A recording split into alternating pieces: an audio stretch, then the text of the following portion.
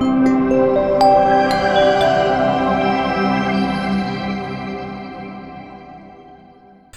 name is Matthew Kent. I'm an Associate Professor at the Norwegian University of Life Sciences.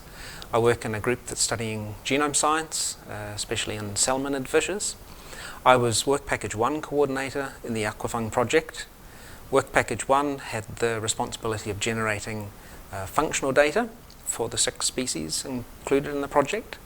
So this involved collecting samples, recording data for the samples, developing protocols for preparing ATAC-seq libraries and ChIP-seq libraries, and generating sequencing data.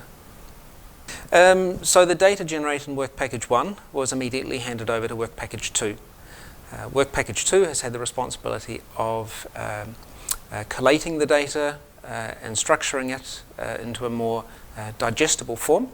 It has created genome assemblies for the 6 species and annotated them richly with the data we generated in Work Package 1 to show where functional units are within the genome, regulatory units are in the genome. From Work Package 2, the data has flowed on into Work Packages 3, 4 and 5, where it has been used to explore such things as immune response in head kidney cells, and to look at specific QTLs associated with fish production traits.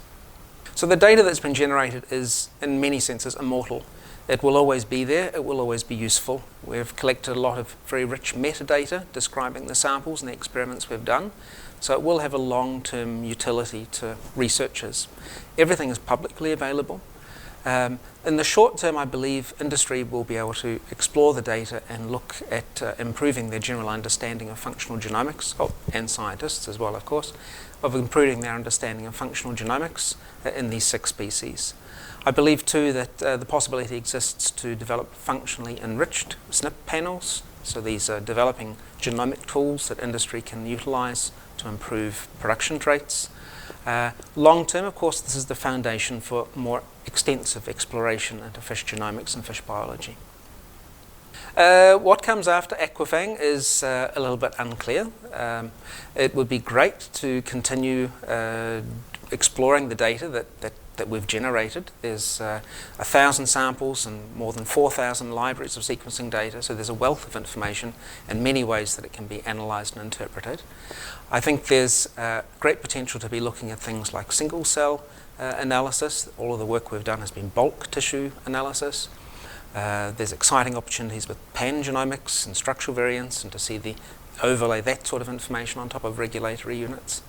And of course, for the future of aquaculture, or indeed agriculture, the opportunities presented by genome editing also need to be explored. So this is, in many ways, AQUA FAANG has provided a basic, or expanded our basic understanding of genomics in these fish species, but there's plenty more work that can be done to enrich our understanding even more.